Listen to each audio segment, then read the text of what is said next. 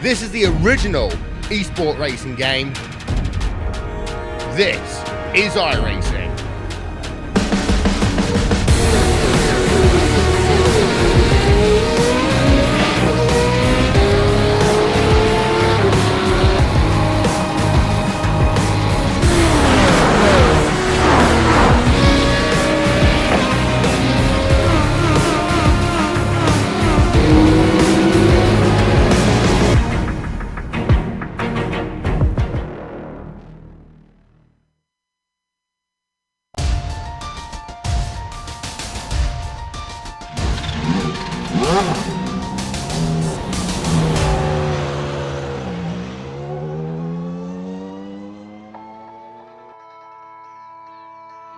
It's time for one last hurrah of the season. And what's one of the most popular and iconic tracks among the SRF community? Watkins Glen, of course. Known for enduring draft battles, high speeds, and a surprisingly challenging layout, it should give us a great way to close things out with a bang. Let's see what they've got in store as we get ready to watch round 12 of the Weekend Warriors, and you'll see it all live here on the Global Sim Racing Channel. It's the iRacing Esports Network. Hi, I'm Joe Peak, and with me in the booth is Ryan Walker. Behind the scenes is our director, Sean Crackers Ambrose, and he's using cameras provided by Dougie Beer. It's easy to wax on about Watkins Glen from up here, but really you don't get an idea of the speed of this track until you get up close. So why don't we hop on over to our track guide and get a better perspective.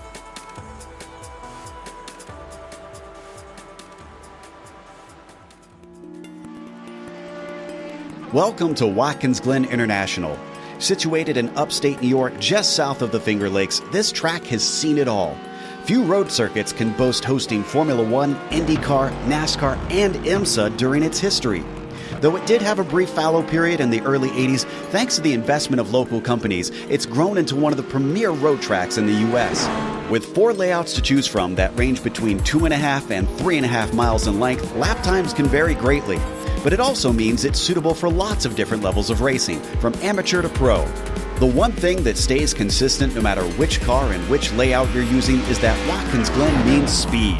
Many of the straights are very long, and the majority of the corners are fast sweepers. Some of them include a surprising amount of banking as well. Combine that with the proximity of the barriers, and this historic circuit retains a very old-school feel. Drivers in lesser-powered cars can expect drafting battles, while higher-powered machinery will test the skill and bravery of their pilots. Some of the turns are visually iconic, such as the carousel and the S's. Others, like the inner loop, the chute, and turn 9, greatly challenge even the expertly skilled. And of course, we haven't even mentioned the drastic amount of elevation change drivers experience. Between its rich history and popularity among drivers, this track stays busy and seems likely to be that way for a long, long time.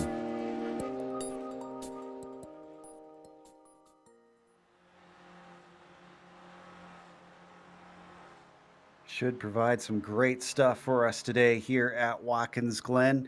And also, as always, this race is brought to you by Sim Stickers. Whether it's button boxes, steering wheels, or keyboards, they have you covered.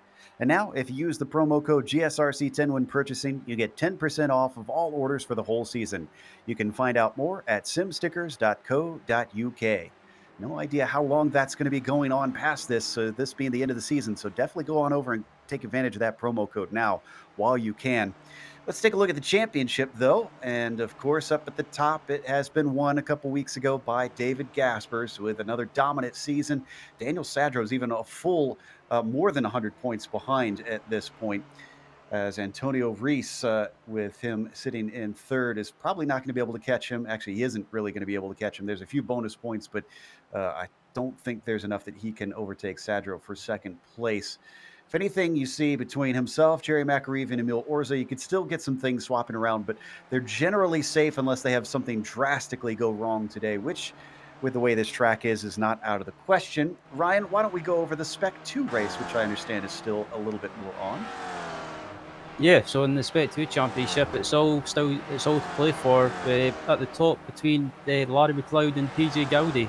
McLeod has been leading for most of the season, but Gowdy's been consistent and he's getting good results. He's in second place, 47 points further back, but the Dominic Bureau he's still in with a slight chance of the championship in the Spec 2 class, but it will take a miracle for something for that to happen. But fourth place is Greg Stefani, and rounded out the top five is Yuri Cox, who are, yeah, technically or mathematically out of the battle for the championship. Now, let's take a look at the race details as well. As we have mentioned, we are in the finale. And even though these cars are open setup, there's not a whole lot you can do to them. And they've also limited the fuel cells compared to what the real ones have. So you can expect in this 40-minute race to see one stop for fuel from all the drivers. That will be a big talking point at a track like this. They ration the points 100 for a win and then 25 for last place, no matter how many show. So even though we've got a decently sized field today, it'll still be spread evenly from first to last. Of course, they have penalty points for if you get too many incidents. Each 10 incidents, you get 3 penalty points. So drivers who do win might wind up with less than 100. And that is always a problem if you're in a tight fight, which we didn't have this season. They also have a faster pair, which will probably come into use for a few drivers because wrecks with higher speeds tend to be bigger ones around here. We're glad you're watching, and you're once again watching on the iRacing Esports Network. Make sure and subscribe to the channel. It's very easy to do so. If you go below the video on YouTube, there's a big red button that says subscribe. Click that. You won't miss a moment here on IESN. And the qualifying, David Gaspers, who came in late in practice, has found that it's not hurting him too badly because he's currently at the top on the provisional poll, ahead of an unusual mix of names here, Ryan. We were talking about this. The draft has really mixed things up. Shuk, Ian Haycox, Chris Murakami, this is not who you usually see in the top five. Yeah, we're normally used to seeing people like Nico Shook and Ian Haycox and people like even Chris Murakami in the midfield. But Nico Shook at the moment having a great qualifying and currently on pole position at the moment as well in the Spec 2 class. So a good qualifying from him. But there's some big names further back in the pack that were, yeah, I'm kind of shocked about it. Jerry McAreevy, we've got also, yeah, Mauricio Dacelli back in further in the pack as well. So okay, quite a few shocks in qualifying before this race has even started. We've switched over to Shuk, who's coming up through the S's at the moment. We quickly mentioned the fuel stop here, and while the draft races create a lot of exciting action on the track, Ryan, I think we have to remember that it also opens things up strategically among the drivers. Absolutely. I mean, some of these drivers, if they're further back in the pack, like the midfield, for example, they could use a draft and also do some lifting and coasting to save some fuel before they do the pit stops. And with the lifting and coasting as well, you don't have to take as much fuel at the pit stop, which in turn saves time. So there could be some different strategies being used. Maybe some people will pit early. Maybe some people try and go as long as possible. So this track, like we've seen in the runoffs last season, it could provide some different or interesting strategies. Juracek, one of those ones that usually is higher up. And as we watch him down here in, let's see, it looks like 13th I'm seeing. Yeah, 13th position. Has got a little bit of a tow right now with Stevie Ray in front of him, but he's also giving one to Emil Orza just behind. You can see in his mirror there. Let's see if he can go any quicker, because he certainly needs it if he wants to have a good starting position. Starting position isn't as crucial because of the draft, but, well, you don't want to be stuck in the mid-pack. Coming around the penultimate corner now, the number 84. Let's see as he rounds that final turn, almost street course-like with the tires right at the exit. A little bit of curb to the inside, unsettling him, but he holds it well. He's got a 209.031. Let's see what this is. A 219.4. So he was actually on an outlap, I guess, that time through. Not going to be a quick one quite yet for Miroslav Juracek. They've got 6 minutes left, but it is a long lap around here. Yeah, but Stevie Ray goes up to second place in qualifying with a fantastic lap. That's a great lap from Stevie up into second. And yeah, I think it's unfortunately Stevie had to miss the last race at Mosport, but he's back for the final round this evening, which is great to see. And at the moment, he's been rewarded with a second place in qualifying. Here's what's interesting. I'm seeing a lot of drivers try to use this draft in the qualifying. I've seen multiple pilots basically slow up out on the track, waiting for someone to come by so that they can get a tow. So there's definitely some trickery happening out here just to see if you can get that extra couple tenths. Yeah, absolutely. I mean, it's a long track with lots of straights, and it gives the perfect opportunity for, excuse me, some of these guys to uh, use the slipstream and try and improve the lap time. But with this say that this later Watkins Glen they're using, especially the long straight after the S's, that I don't think qualifying is going to matter that much, and because of just the draft effect. Jerry McAreevy managed to move up a few, but is still way down compared to what his speed typically shows. The 67 sits 15th. This is Zach LeVay. He's actually 16th, so right behind him. Didn't get a quicker lap that time by. He's towing along Adam Bradshaw. Now we're up to Fred Desai, sitting in 13th. He's giving some help to Maurizio Naselli. Not that Maurizio usually needs it. He doesn't go quicker this lap. He's still down in 5th place. One of the few drivers that tends to be able to challenge guys like David Gaspers, who still holds that provisional pole. Yeah, Maurizio has been, since he joined the series, he's been one of the quick guys that's been able, like you mentioned, Joe, he's been able to give David Gaspers a run for his money and challenge him for victories. I'm just looking further throughout the field as well. The surprise of qualifying for me yet again this season, or this session so far, has to be Ian Helcock's up there in P4 as well, and also, Jerome Haslam in 10th position. Ooh, I see a big train of cars coming up towards the heel of the boot. This includes Vandenberg, Gaspers, Schlacher, Elson, also Gradwell at the tail of it. Question is, have any of them pulled enough of a slipstream to really gain them? Oh, and Gaspers isn't going to get a quick lap as he goes wide coming out of the boot section. Has to actually stay out of a few drivers' way. So maybe Elson and Schlacher could find themselves moving up. Schlacher's all the way down in 25th. Elson's currently sitting 8th in the timing sheets. They come around this final corner. Who has gotten a good run?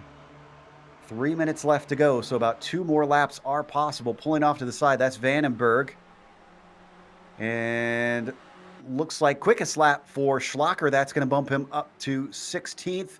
That one didn't count for Elson. Must have had an off track somewhere.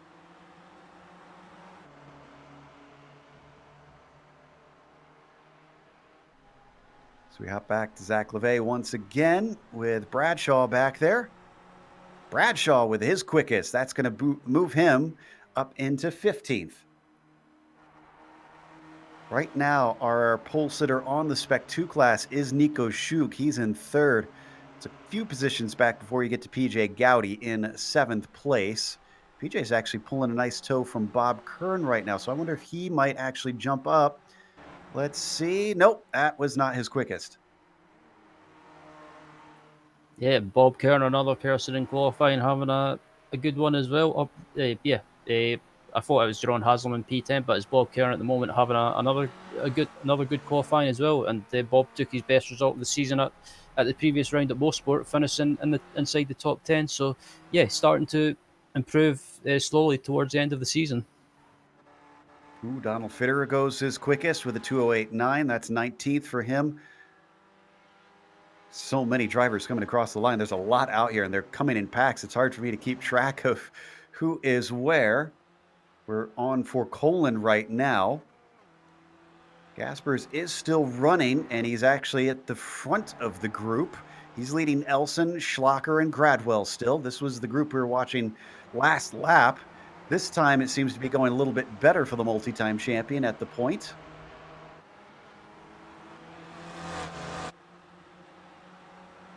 So we see them come around the penultimate turn. I'm assuming that David managed to get himself a tow at some point in the lap. It's just he's not doing it here at the end. Instead, he's given a little bit of help to the number 56 and the 08s. So down to the line with a little bit less than a minute left on the clock. Oh, a 2:07.7. That's going to extend the gap to half a second.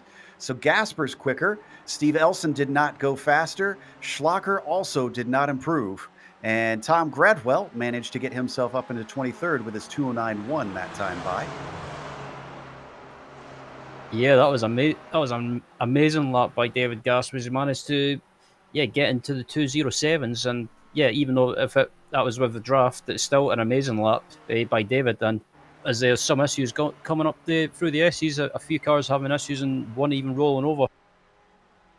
Hopefully, we won't see that in the race at the start. Naselli comes across the line. He doesn't improve. And Fred Desai also still out there trying. PJ Gowdy didn't get anything that time, so he stays second in the Spec 2 class. 7 seconds left. Who's going to be our first to take the checkered flag? It's going to be Ed Doherty. He'll be followed by Fitterer and then Murakami. So Doherty's down in 28th. Another one we're used to seeing a little bit higher than that. Across the line, a 209.5, and that won't move him any higher, unfortunately. Fitterer doesn't improve. Chris Murakami doesn't either. Looks like quickest lap for Kenneth Bately. That's going to jump him to 33rd. Who else is coming down to those checkers? Looks like Greg Stefani is going to be the next one in the 750. He's in 27th position.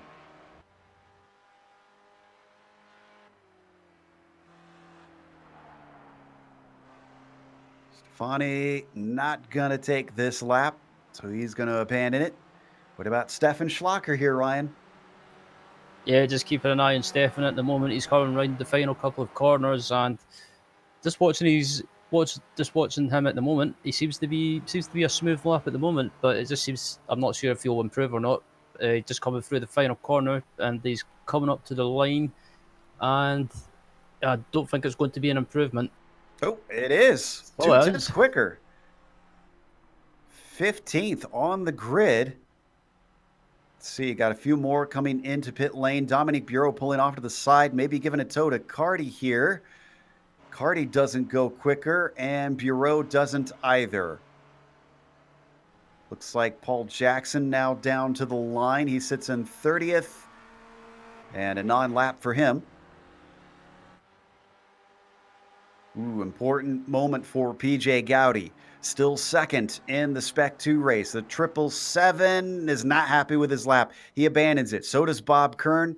David Gaspers is coming around, but he's coming on into the pit lane. That means our qualifying is over for the day. Our grid is set with a relatively large field out here. Let's go through that starting order.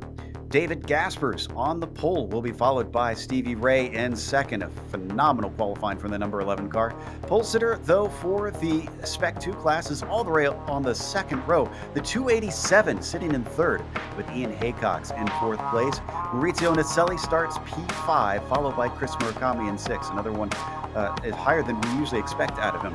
PJ Gowdy, second in Spec 2, starts from seventh today with Steven Nelson starting in P8. Larry McLeod, who will be ninth. The outside of that row has Emil Orza rounding out your top 10. Started in 11th for his best qualifying of the season is Bob Kern. 12th is Jerome Haslam. 13th is Brett Desai. Antonio Rees will start in 14th. GSRC's very own Stefan Slacker will start in 15th. And alongside him in 16th is Adam Bradshaw. Zachary Levay will start in 17th. My fellow Scotsman Jerry McAreevy will start in 18th. 19th will be Donald Fitterer, and rounding out the 20 will be Miroslav Jurisic. Tim Van Dormelen will be starting 21st, then Francesco Bernardo starts 22nd. Brian D. Short, P23 for him. Tom Bradwell, 24th, and Jonathan Mino in 25th. Dominique Bureau, 26, way down the order. Greg Stefani starts 27th today, and Ed Doherty 28th. And you got William Ferry in 29th and Paul Jackson 30th. Starting in 31st is Jeff Cantor. Alongside him is Nick Carty in 32nd. Kenneth Bately will start in 33rd. Starting in 34th will be Dan Beavick. 35th will be Ramon Regalado. 36th will be Frank Rodasti. Hopefully I said that right. 37th will be Martin Van de Berg. 38th will be Giulio Fercolon. 39th will be Samuel Dick. And rounding out the grid in 40th, not setting the time, will be Sergio Giorelli. Jeff Jacobs 43rd with Wobolt and Rhodes behind him. Also not taking times. I see Jacobs not in the session, so it doesn't look like he will take to the grid, which is lining up now behind the pace car. They will get that pace lap. to try and get themselves prepared for what could be a little bit of chaos out here. Hopefully, we get everybody with a cool enough head that we can see most of them see the checkered flag. What's your over/under, Ryan? How many do you think will lose before the end? How many will finish today? It's a difficult one with this layout, but yeah, I'll probably say retirements. I'm going to go for. I'll probably take a guess and say 10. All right, that's actually not too bad, I'd say, out of a 40-car field. Hopefully, only about a quarter of them leaving the race, and everybody else managing to get to the end. They do have that spare car, so hopefully that'll help. And I think at this point, we're just waiting on 2 or 3 cars to find their way to the grid. We should get that pace car going. We'll get a nice view of what this track is like as they head on out on this pace lap. The final round of the season. Feels good, honestly, Ryan, for them to choose this track to finish up on. This is one of those circuits that's used in the V runoffs, the Week 13 race they use for a number of seasons. Absolutely, the V runoff race that they ran last season here at Watkins Glen, and that you guys broadcasted on GSRC. But yeah, it was great fun. It was a great race to watch, and like I mentioned before, there was some interesting strategies being used. Some people were going long, some people were maybe trying something different and trying to do an undercut. But yeah, the racing in general at Watkins Glen last season was absolutely fantastic. And I think if everyone cooperates and doesn't do anything silly in the early stages and they manage to survive, I think we could be in for more of the same here this evening. And we're seeing them go through the S's section. You talked about how in qualifying we had a bit of a wreck in there at one point. It's easily flat out in these cars, but my big worry is these first maybe 2-3 laps here, Ryan, it's almost like a street course in there. If something does go wrong and 2 cars tangle, it could get bad quick. From my experience in the official races I've done this week, I've done several races in the official series. It's kind of, if you get a run on someone through the S's before the exit, it's kind of, you've got to commit and go for the move. Otherwise, if you try and back off or slow up, people behind you are just going to take advantage of that and try and make a move on you. So, especially on that one straight after the S's, there could be some early moves being done in the early stages of this race. Then we head into the boot section. This is the addition that was made to the circuit after it had been open and running Formula One for a while.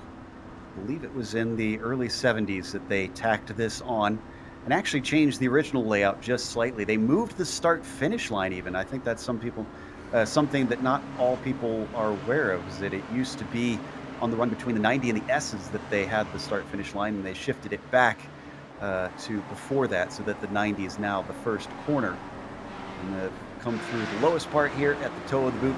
This always struck me as one of the more parts that sort of track here that drivers don't necessarily pay enough attention to. This run up the hill out of the toe of the boot, Ryan, this is not a powerful car, and I feel like if they don't get the gas down, that you could lose a lot right there. Yeah, I've watched several drivers on the exit of that corner. If you don't get the line right and you get a slow exit, people behind you, if they get a good exit, they can get a run on you and make a pass into the next right-hander just before this corner that we're coming up to here. Yeah, there's several places that you can make a move on someone, but it's still about if someone sees you or not. It's a difficult place to make a pass, but it's good to be an interesting corner to watch during the race, that's for sure. All right, one more to go, and then they are released for the finale here in the SRF Weekend Warriors. David Gaspers will have control, as he has many times, taking the pole here in this series. Pace car is in. He's waiting. Green flag is out, and it's time to go. Bit of a checkup on the high line, and in fact, the bottom line too is seeing them spread out almost 4 wide. Who is that coming down through in the of the bottom side? I think that's Stefan Schlacker. He's gained at least 7 spots there at the start, down into the first corner. He is already up to 5th, but it is Gaspers leading. What about the rest of the field? Can they get through there cleanly? I'm not seeing wrecks yet, and I think we're good. Yeah, everyone managed to make it through turn 1 without any issues as far as I can see. I'm just watching Slacker at the moment from my view, and he's got a run on several cars in front of him. This is a great start from Stefan. making moves early, and he's had a good start so far, Joe. No issues to report. Stevie Ray is going to get a nice run, and he's going to take the lead. Schlocker, though, is going to look for second place as they go 3 wide. Ian Haycox to the outside of David Gaspers as he gets swamped by the slipstream. Everybody trying to take advantage. Schlocker does manage to get himself into second place. Gaspers slots back into third. Haycox into P4. Then you've got Chris Murakami in fifth. There's still a lot of side-by-side racing. Everybody trying to take advantage of that tow. Yeah, I think I've just watched the replay back of Stefan Slacker's start as well. That was an amazing start from Stefan. From where he started, he's managed to get up into P2 at the moment. So a great start from Stefan, and amazingly, no incidents on lap 1 at the moment to report. A little bit of a battle back there. You can see that Shuk to the inside of the red, white, and blue with Miroslav Juracek trying to go on the attack. Can't quite get it done. Behind them, lots of side-by-side racing as well, including Larry McLeod in there. Now they come back out of the boots, getting ready to complete lap 1. Ray leads Schlocker, leads Gaspers, leads Haycox, leads Murakami.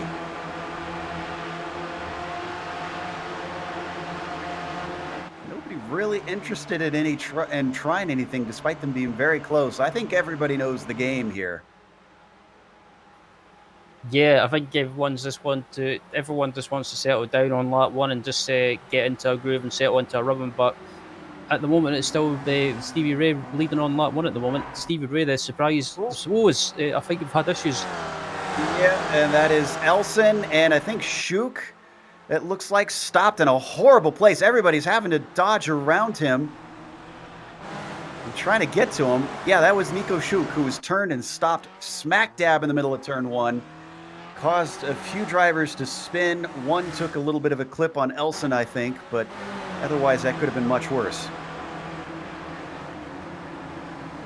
Oh, he got help. He got help, and I think that was Juracek. That was Elson getting into him there, getting spun around. I'm going to take one more look. I can report that Schlocker's back up to the front. He got pushed there by David Gaspers while we're watching this. Yep, just watching the replay from Nico Shuk's on board, and yeah, he just got tagged by Miroslav, and also...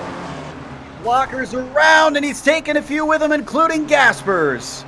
I think Naselli and Murakami maybe got a small piece of that. They both get it going. They're going to be able to come back and get their spare car, but it's way too early for stops right now. Walker just got loose. And everybody who got involved in that, unfortunately, just found themselves at the wrong place at the wrong time.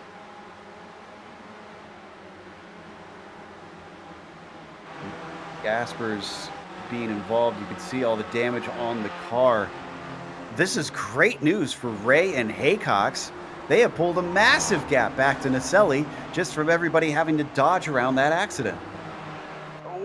And just as we saw Gaspers spinning around a second time, not sure if he got hit or what.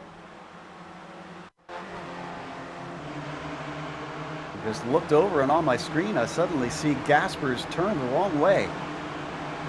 Just watching the replay of Gaspers at the moment, he takes a look up the inside of Donald Fitterer, and it's Stefan involved again. We're going to watch from his perspective.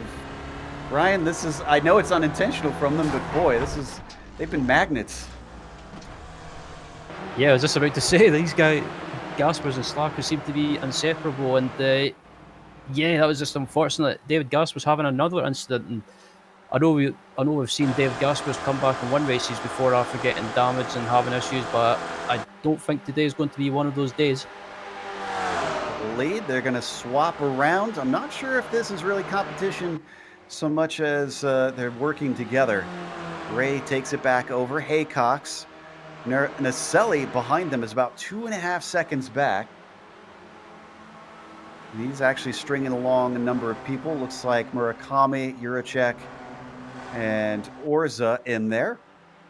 Oh, we're going to have another pass up at the front. Thought that maybe we see Haycox take a look, but they stay together.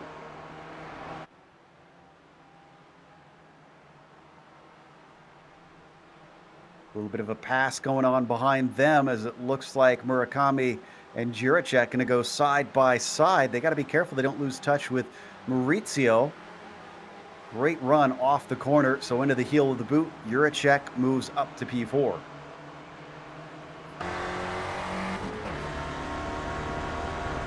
We hop on board with Emil Orza at the back of this group. A little bit of action behind them as well. I see Antonio Reese getting overtaken by Jaron Haslam. So that's going to move Jaron up to 9th. Yeah, and at the moment, I'm just looking in the Spec 2 class at the moment. I think it's still being led by, I believe it's still being led by Larry McLeod. So, yeah, McLeod just has to finish this race, I should say, and just if he finishes well, he should have the Spec 2 championship in the bag. I think Haslam with a 5:15. I think he's our leader in the Spec 2 right now, sitting in 9th place. But McLeod's not too far back. He's in that same group, so he could get back up to the front of it. Well, just look at them scatter off of the 90, though, trying to find the best line. And it's all going to erupt down the backstretch yet again. Don't need to go to it, but Ian Haycox used the slipstream to go by Stevie Ray. It was definitely an easy pass working together. Yep, then further back up at the front as well, Bob Kern has been, yeah, it looks like Adam Bradshaw is trying to give Antonio Rees a bit of a bump draft. And Desai was also giving Kern a bump draft there. Oh, and there goes Antonio Rees off into the weeds. Did he get some help? Yes, he did. He definitely did. And that was Haslam, actually. Haslam just tipped the back of that 77.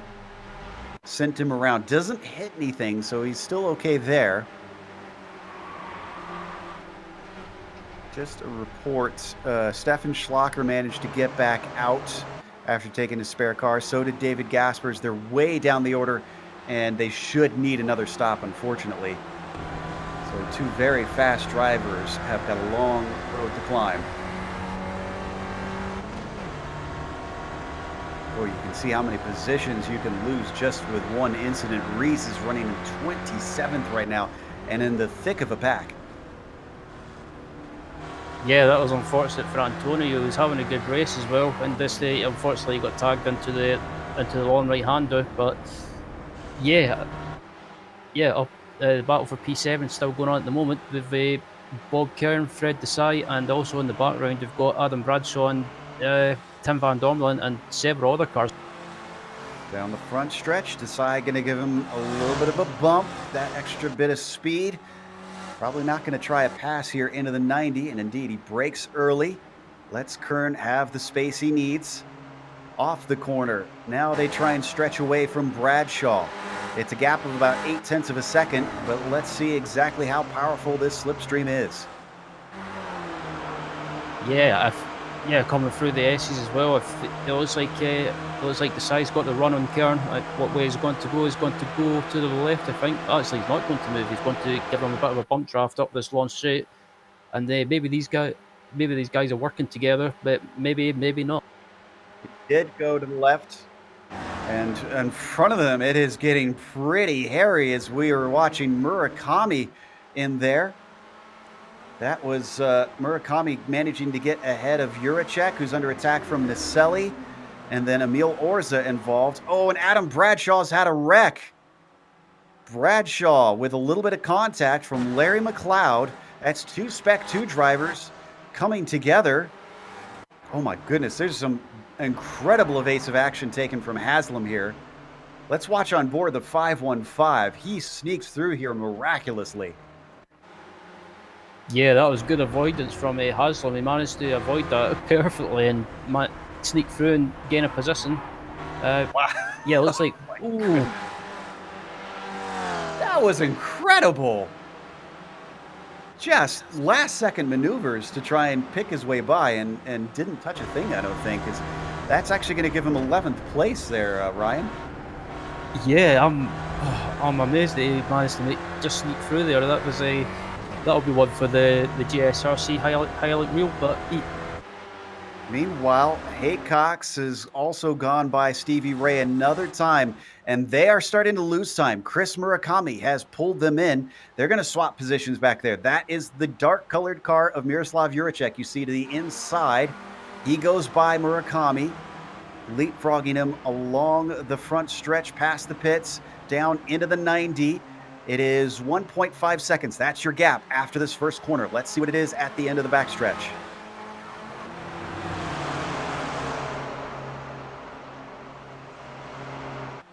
Climbing up through the S's. Another little back and forth between Ray and Haycox, trying to leapfrog one another. They do that successfully. They're doing a bit of the same as Murakami goes by Juracek. They're also pulling along Naselli and Orza. Orza actually getting a bump draft to Juracek just to speed him up that little bit more. And your gap is about 1.5, so weren't able to gain. They're both little groups here working well together. Yeah, these guys, Ray and Haycox up at the front and this pack behind, they don't seem to be fighting each other too much. So I think they recognise that if they start scrapping amongst themselves, they'll allow Ray and Haycox to pull away and build up a bit of a gap. So we got a big wreck happening with Ramon Regalado right now. And I saw this coming because he made an amazing save here. Unfortunately, it wound up being for naught. This all starts with him coming through the carousel with the number 89. He gets loose. Watch this. And this incredible drift keeps him out of the barriers, but he's so slow coming off the corner. Here comes Tom Gradwell and Antonio Reese. They go 3 wide as they're battling, and it just all of a sudden falls apart and all that.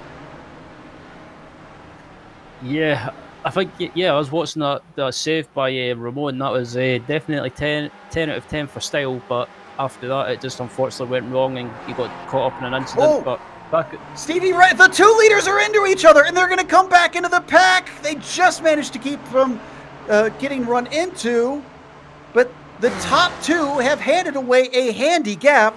So Murakami is now your leader. Juracek's in second, Orza third, and Naselli in fourth.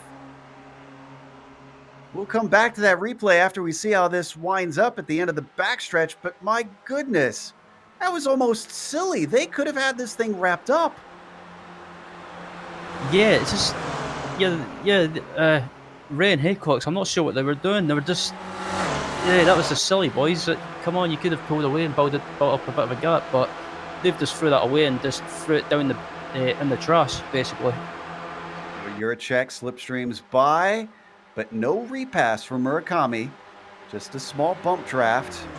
And then he pulls back to the racing line. So very calm. Let's go and look at that incident one more time. I thought maybe we'd have a 6-car pileup because they looked like they were heading back to the racing line there. Let's see what happened here. It looks like Haycox sends it in a little bit too deep, and that gets the back of Ray. Unless Ray was maybe trying to pit? Yeah, you know what? Ray usually tries to pit early. I bet you he was tucked down in a little slow. Oh, it bit him. His traditional strategy, unfortunately, unfolded poorly.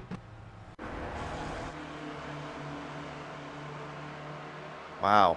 So he is done with his pit stop, but he's way down the order now. He's in 35th position.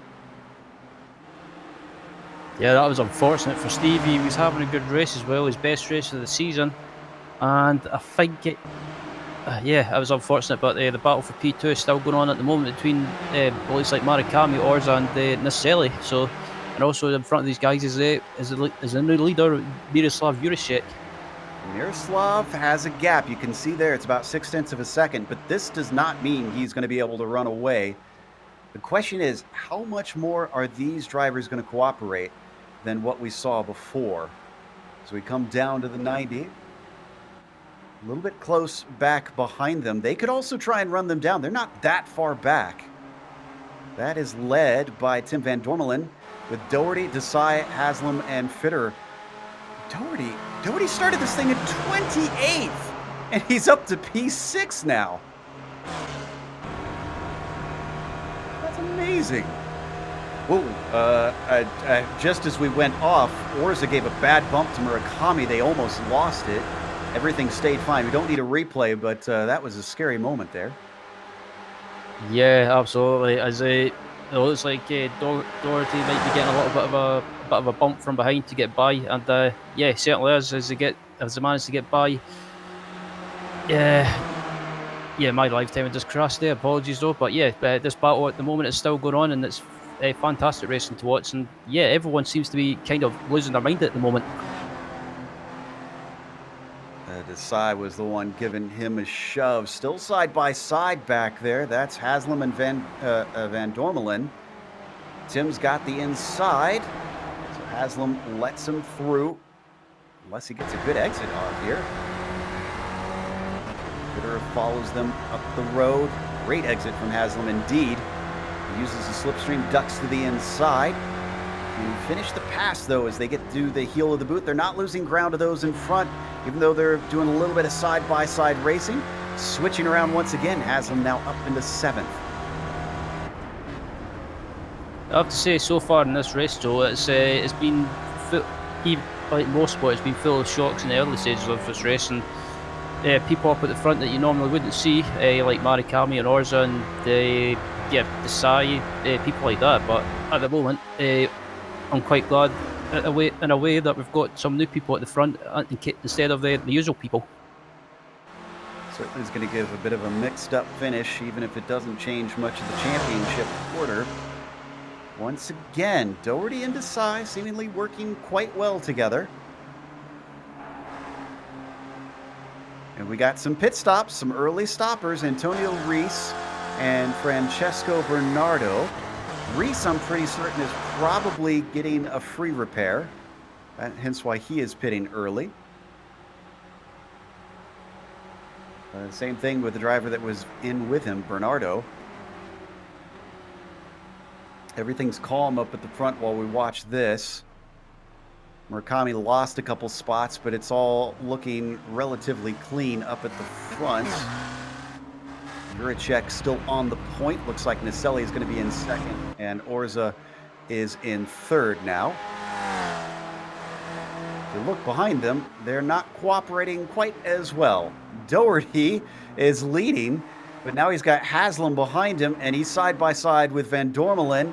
Then you've got, whoa, going 3 wide and coming together. That is going to be Donald Fitterer. Oh, trying to get off of the racing line. Everybody sneaking through just barely. That was McLeod and Haycox.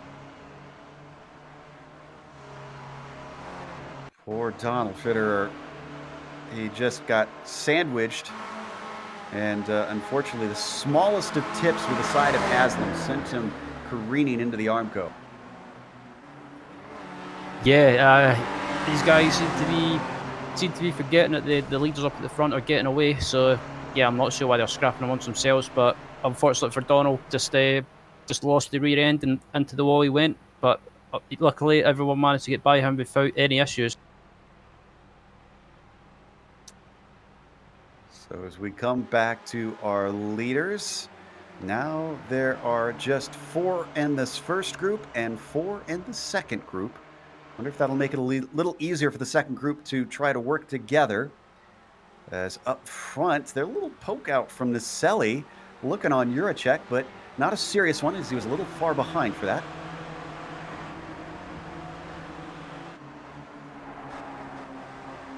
Oh, and Haslam pits. That was our leader in the Spec 2. That's going to hand the lead over to Larry McLeod in that class. Oh, he missed his stall. Haslam, a little bit of a newcomer here, clearly fast, but has some teething problems. That's going to be costly. Naselli has since taken the lead. He leapfrogged over Juracek. Orza is in 3rd. Murakami dropping off of the back of them now, though. Yeah, Chris Murakami's having a good race as well. He's just been keeping out of trouble, and he's up there in P4 at the moment, but he's a little bit further back. Not sure what happened here with him. He might still be able to get a little bit of a slipstream. Look at them fan out, though. That's Orza behind Juracek and Naselli fighting side by side through the toe of the boot. This will definitely bring Murakami back in if they keep doing that.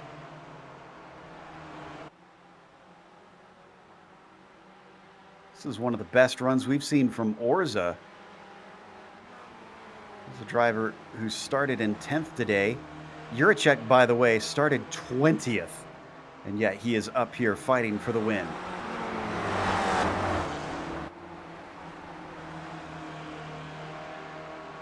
Highest driver to have pitted with an official stop is Haslam right now. He's in 22nd, and he's just a little bit ahead of Stevie Ray, who's the next one down to have completed a stop.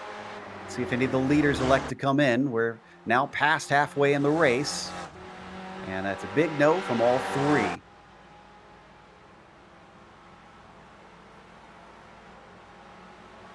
Everybody staying out up at the top of the field right now. Nobody willing to risk it like we saw from Stevie Ray.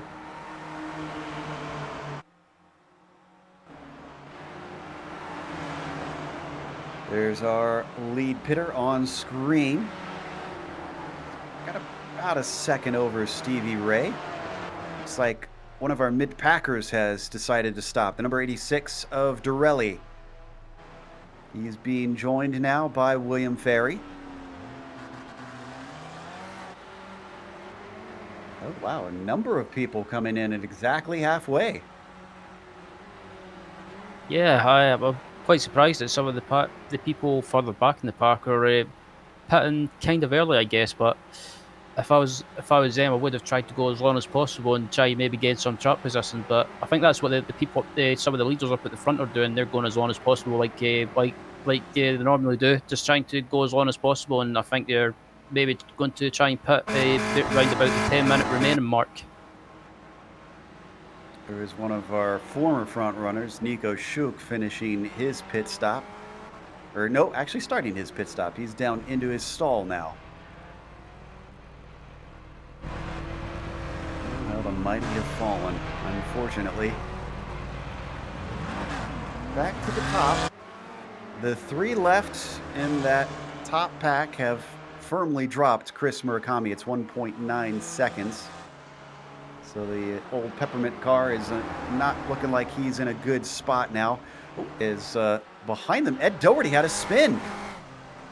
Ed Doherty gave up a number of spots, and it was his own doing. He spun himself out of the toe or the heel of the boot.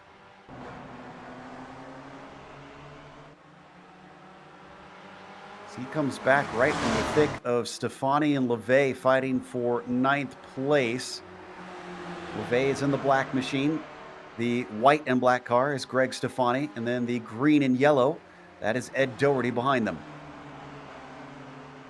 Doherty's just going to elect to come in, yeah.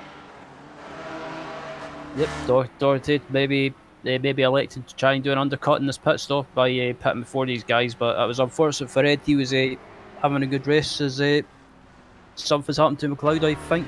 No, he's in the pit lane. Oh, he's in the pit lane. He does have some damage, though, and he's going to get that repaired. Takes his free repair. He does hand over the Spec 2 lead to Greg Stefani now in the number 750 car.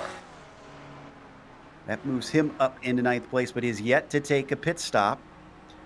Is McLeod going to come out first of the drivers who've pitted in Spec 2? I think so.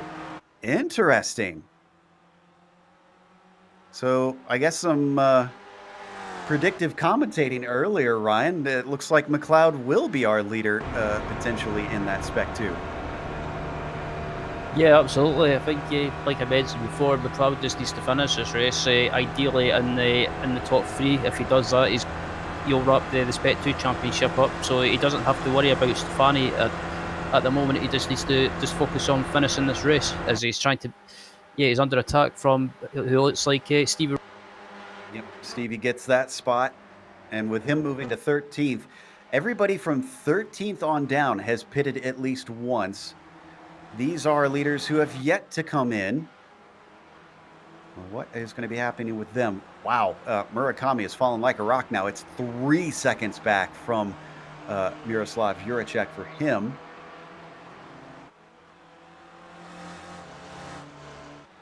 Getting towards the end of the pit window now. With about 10 minutes to go, you should expect to see most drivers hit the end of it. And here we go. Naselli motions that he is going to pit in, and everybody else says now's good enough for me. That's interesting. That I thought a couple of these guys, or one or two of these guys, would have tried to go maybe a couple of laps longer, but nope, everyone's diving at the pits at the same time. So this will be interesting. This will be the battle of the pit stops. Yeah, this might be just about the end of the pit window, so I called it a little bit early because even Stefani, LeVay are in, so is Mino. Jeff Cantor going to go around one more lap. Looks like he'll be the driver to be able to go the farthest on fuel, along with Kellen Rhodes. Naselli's back out, and Juracek is with him. They're actually just ahead of Jeff Cantor. So Cantor won't take the lead. Emil Orza with a horrible stop. What happened to Emil? He is way behind Juracek. Same thing with Murakami. Yeah, I'm not sure what happened there. My only thought could be maybe too much fuel, possibly, or a speeding penalty. But that was a very slow stop by Emil. Certainly didn't seem to wind up well for either of them. As we watch down the backstretch, that's Larry McLeod leading Stevie Ray, Chris Murakami, Bob Kern, and Fred Desai. And McLeod didn't quite... Oh, wait. No, he did take the Spec 2 lead, which is still technically in the hands of Jeff Cantor and Kellen Rhodes, who have yet to pit, but they will definitely be overtaken by the time they get back out.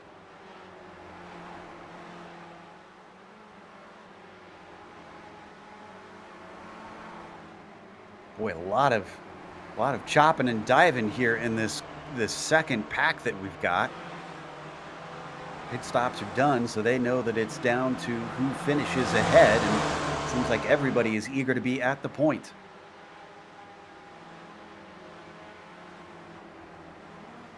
Yeah, it's this battle between McLeod and Stevie Ray and Chris Murakami, and also behind these guys as well is Bob Kern and Fred Desai, I should say. But Bob Kern's been having a good race at the moment. He's kept out of trouble, but in a battle with this pack. We watch from Fred's perspective. I'm keeping an eye on our third place driver, Jeff Cantor, who actually is coming in now. So this is the last two. Cantor and Rhodes duck away out of everybody's way. That's going to free up Emil Orza, still in third, being chased by Ian Haycox in P4.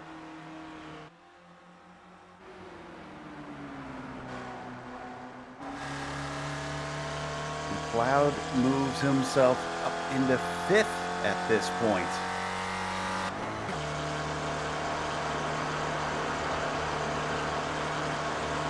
Up and through the S's.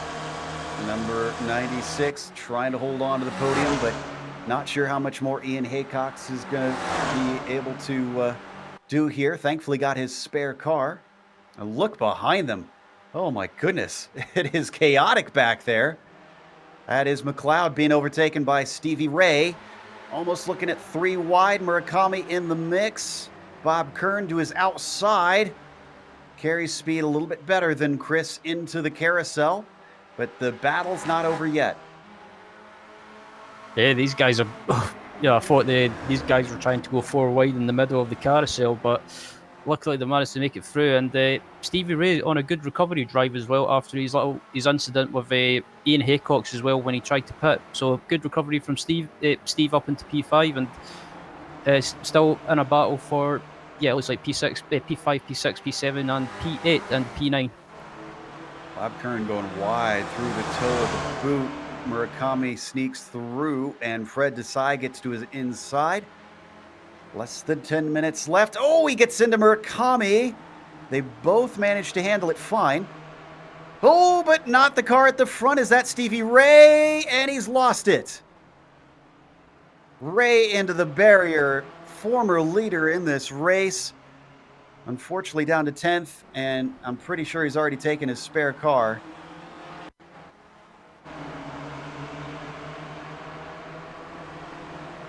Not sure what happened there. It almost like he speared off. Maybe a little oversteer we're hearing. Yeah, oh yeah. Handful of oversteer. One time he caught it. Being in the grass does not provide the grip needed. And I can tell you back live that he is heading into the pits to get repairs. So a top 10, probably even a top 20 is outside the realm of possibility for Stevie Ray. Ian Haycox and Emil Orza. They've got 5.5 seconds to make up to Nicelli and Juracek in about 8 minutes. If I'm honest, Ryan, I don't see that happening. Yeah, I think the best that Emil can hope for is a final step on the podium in P3. But getting by Ian Haycox is no easy task, and at the moment it looks like Emil is not trying to get by as quickly as possible. He's maybe just trying to think of a game plan. Do I want to try and pass early, or do I want to sit behind for a couple more laps and then try and make a move?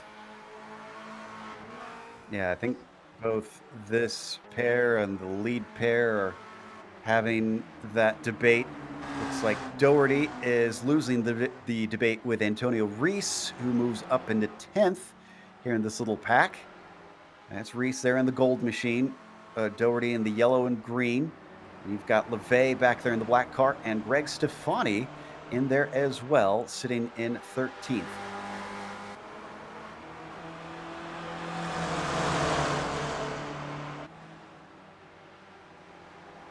Stefani second in the Spec 2 class. Larry McLeod a little ways up the road, not impossibly far away, but long enough that Larry's probably not feeling any sort of threat for this Spec 2 win.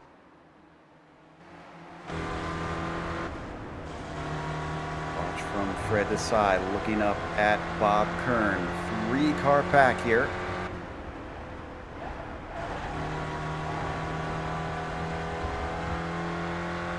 So I have to ask then, Ryan, if you were in the case of Nicelli and Juracek, or like we've got with Haycox and Orza, which position do you want to be in crossing for the white flag? Do you want to be in front? Do you want to be behind? Oh, that's a difficult question. If I was a strategical man, I would say I would want to be behind heading into the last lap, just because it's a risk going into the last lap in the lead. You're more under attack and more probably a big possibility of getting past in the last lap. But if you're in second, you've got more of a chance and more time to think of a plan. What do you want to do? Do you want to attack on the launch straight, or do you want to wait? But for me, I would prefer to be behind. So Orza giving a bump draft. Oh, and what happened to Murakami here? How did he get at the side of the track? Oh, you know what? They tried to go 3 wide, and he got into Bob Kern. Bob Kern then really hit the side of, I think it's Larry McLeod. Ooh, hope that's not too much damage on McLeod, because he could now be run down by Greg Stefani if he's slow. Yeah, I'm just watching the replay from above, and it looks like Murakami tried to squeeze through the middle, and it looks like Kern might have. I'm not sure. I'm not one for putting blame on anyone, but yeah, it was a bit of a lose, bit of a no-win situation. And that was Fred Desai who came out the best of that group. He's now all on his lonesome, but in 5th place, and I don't think with as few laps as we have left that he is really under any sort of threat as long as he keeps it clean. Yeah. Fred's been having a good race as well. He started in 13th, and he's slowly worked his way up into 5th at the moment, and having a great run in the top 5. And like you say, he just needs to focus on getting round and finishes in this race, and he's not really under pressure from anyone behind or in front. Got a little bit of a fight between Adam Bradshaw and looky here, David Gaspers, still climbing his way forward.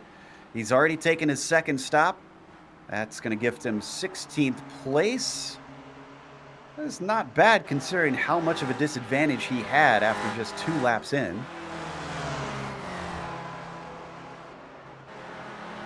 Next on his list is going to be Chris Murakami, another one of the drivers that was up at the front that had some issues.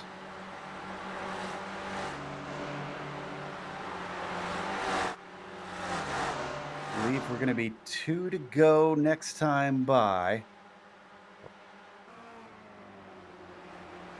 They've been swapping back and forth a bit and not on the straightaways here, Ryan. So they're trying to jockey into the position that they want, it seems. Yeah, I'm just watching these guys. It looks like none of them they want to be in front. They kind of are letting each other by quite easy. I have to say they're not fighting each other. But if I was Miroslav, I would possibly just sit behind Maurizio on this plan a move on the final lap onto that long straight. So who does what here coming down the front stretch? As well down the back stretch here, because we're starting the penultimate lap once they cross that line. Gap back to Haycox and Orza has stayed about 5 seconds. So they've been working together, but it's not enough. Here we go. 2 laps to go, and they come down into the 90 with, side-by-side battling. Oh, and actually off track for Doherty. Can Doherty hold on to the car? He got squeezed off by Bob Kern, I think that was. He catches it, but loses a lot of spots in the process. Yeah, that was very naughty from Bob Kern. He never left any room, but looking back at the replay to see what happened, and it looks like Bob might have just like you said, Joey, Bob just squeezed over on Ed and left no room at all. So for me, the blame has to be on Bob. Yeah, I think I have to agree on that one. Doherty wound up taking a pit stop, unfortunately. Looks like Bradshaw is in too. All right, so they've come to the end of the back stretch, and Juracek leads Naselli. This still has time to change around. For the drivers behind them, Ian Haycox leads Emil Orza. And they've got 5 seconds back to Fred Desai. How is our podium going to wind up? You really can't even tell at this point. All bets are off. Could be any order of this top 4. And then all 4 of them could wreck out the way we've seen things going, and we could wind up with none of them on the podium. Yeah, absolutely. It's all kicking off in the early stage of this race with the battle up at the front and also the battle for the final step on the podium. So yeah, I think it's good to be. I'm not sure who will win this race or finish on the podium, but I think it's all going to be decided on the last lap. Back onto the main course, Miroslav Juracek with a gap of about 5/10 of a second here to Naselli. Is this where Maurizio wants to be? Is this where he was planning on being? Started from P5. Juracek started from 20th. White flag waves for our leaders as they come down into the 90. Naselli actually peeking off to the inside. 3rd place also taking the white flag, very close to one another. Orza trailing Haycox. And McLeod, with him being down on top speed, loses out to Van Dormelen. Stefani a little too far back probably to get that Spec 2 lead away. Let's go up to our leaders. This is what we want to see. Naselli has the run. Juracek going to be a bit of a sitting duck here. And he's going to easily get by to the inside. Does he have enough time to maybe grab a slipstream back and try to return the favor? No, they run to the end of the straightaway, so now he's going to have to do it the hard way. Behind them, Orza to the outside of Ian Haycox. And he still doesn't have this one done, though. Ian Haycox keeping a nose in. He's not chopped off at the apex. Coming out of the carousel. A little bit better momentum even than Emil Orza.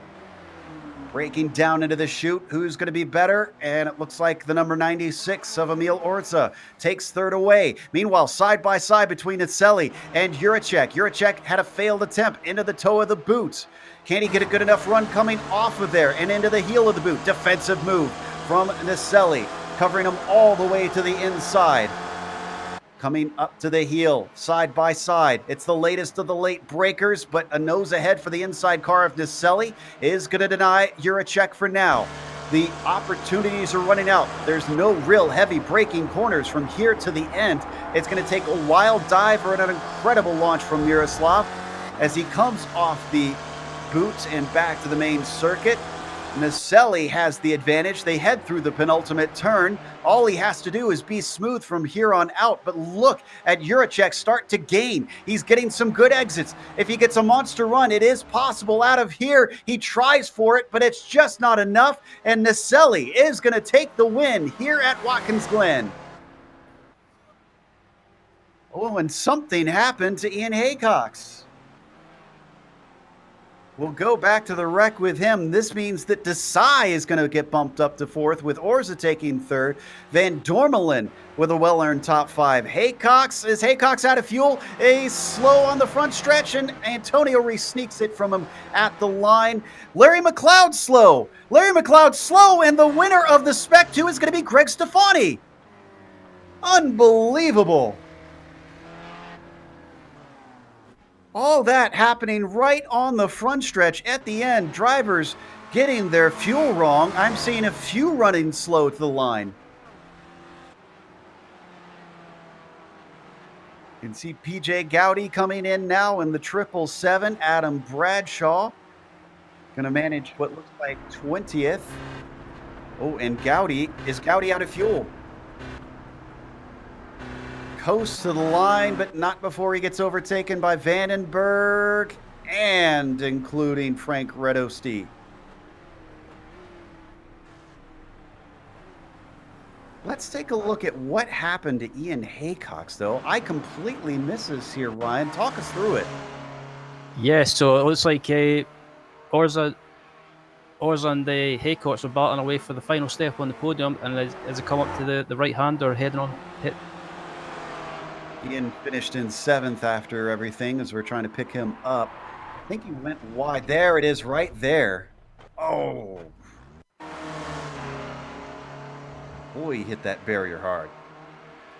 Yeah, so it looks like Haycox tries to try and make a move around the outside, but he just carries too much speed, possibly on the marbles as well, and lost grip and just lost the rear end. And unfortunately, he was a passenger into the wall, and that gave a chance for Orza to finish on the podium.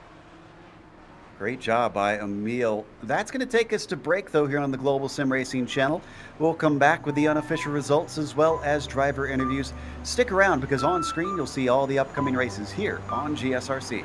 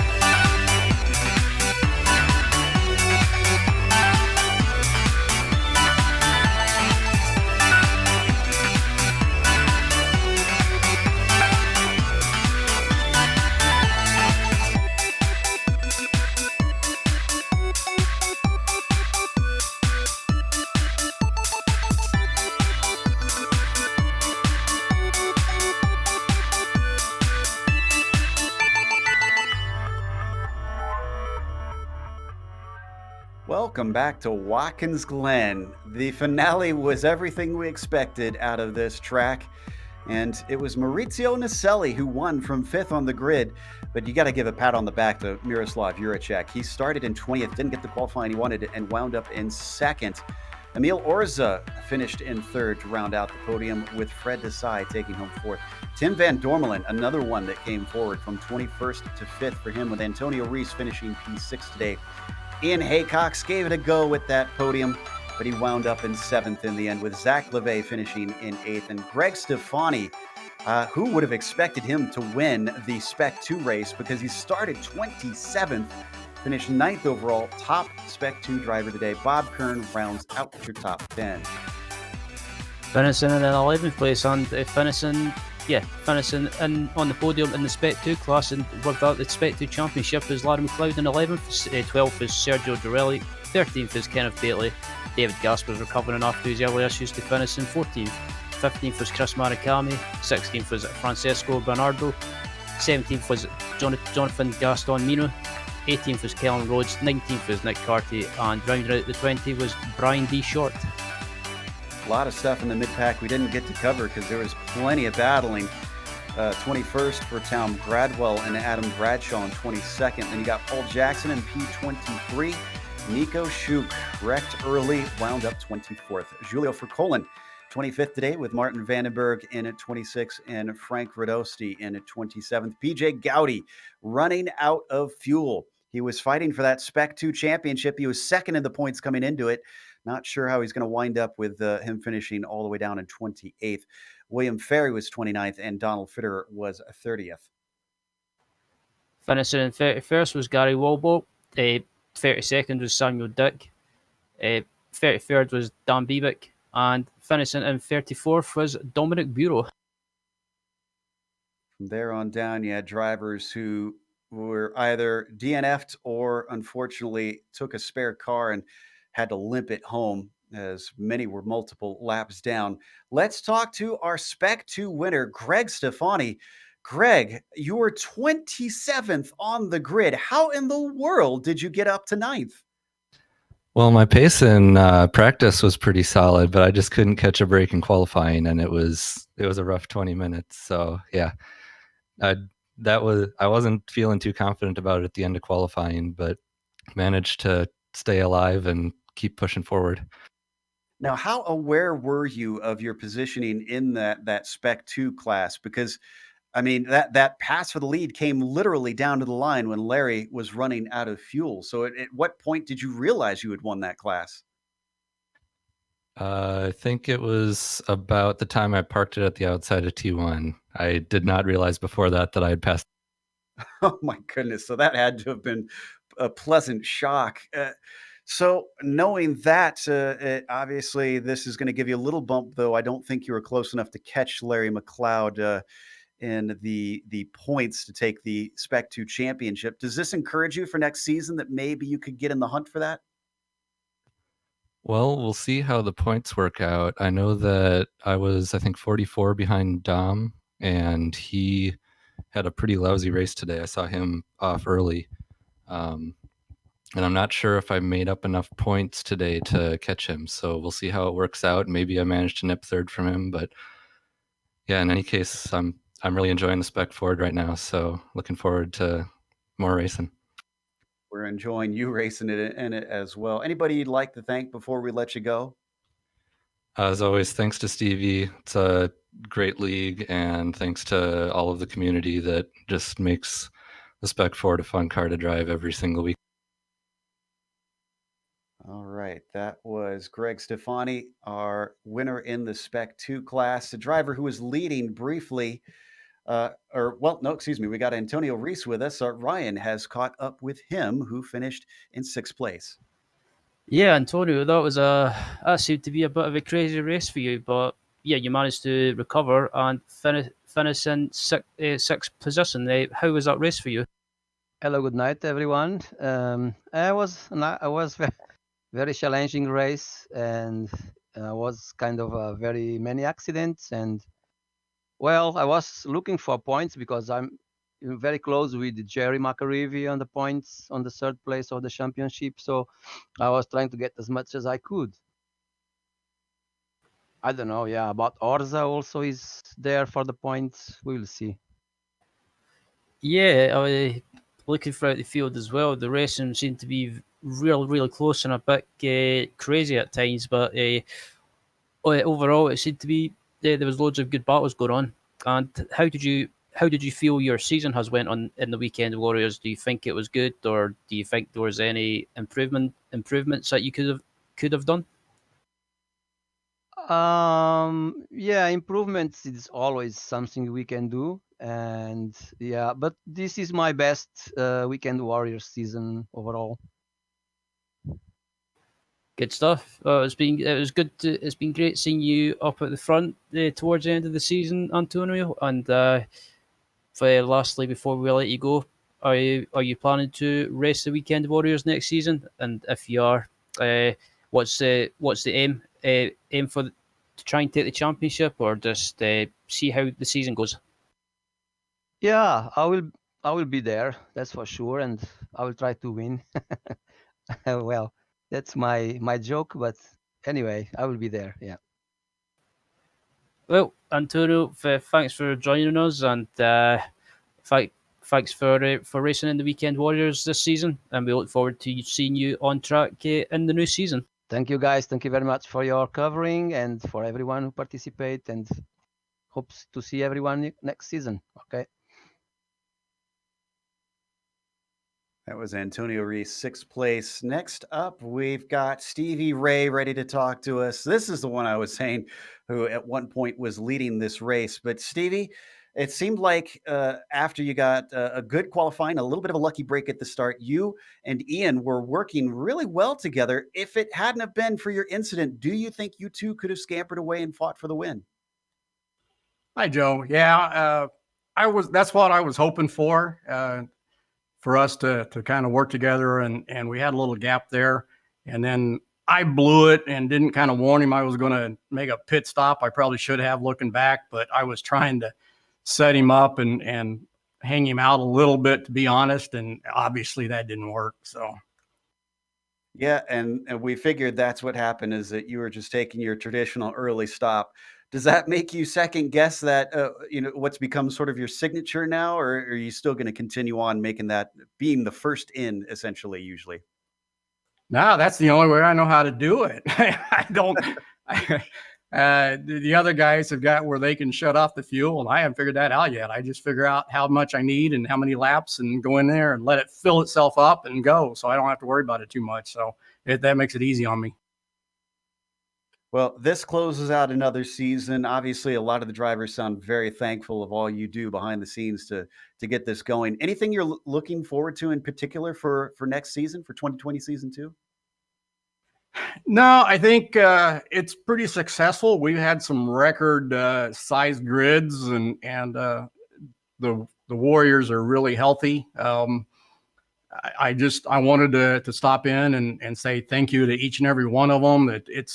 The guys hear me every season saying it, and they get tired of it, I guess, but I'm still going to say it. It's those guys that make this league what it is. I get the honor of setting it up, but it's each and every one of the Warriors that make this such a great league, and I appreciate them. So hopefully next season will be just as good, if not better. Unfortunately, with my work going on, I don't know that I'll be running next season, but I'll be setting it up and maybe have somebody else to help me do the weekly chores, and we'll see how it goes.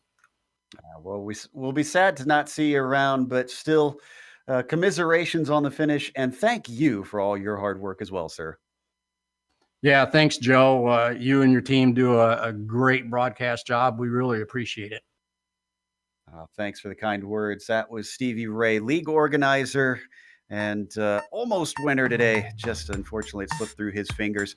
We're going to thank a few people with a big one going to the sponsor once again this season, Sim Stickers.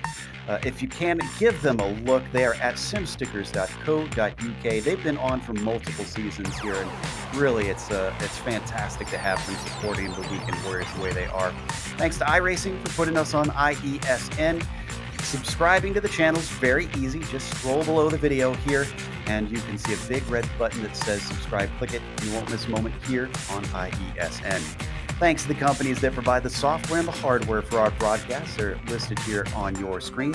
And additional thanks go to June Lalonde, who provides our wonderful music. See the screen for how to get a hold of more of her great work. Thanks to the team today, Ryan, Sean, and Dougie. If you'd like to find out more about GSRC, including upcoming races, you can find it at globalsimracingchannel.com. We're also on social media, with our Twitter being @GSR Channel, Facebook is Global Sim Racing Channel, and Instagram is GSRC_Gram. We have upcoming races for other series listed on the screen. Make sure and check those out and mark them down on your calendar. But until next time, race clean, race hard. See you on the track.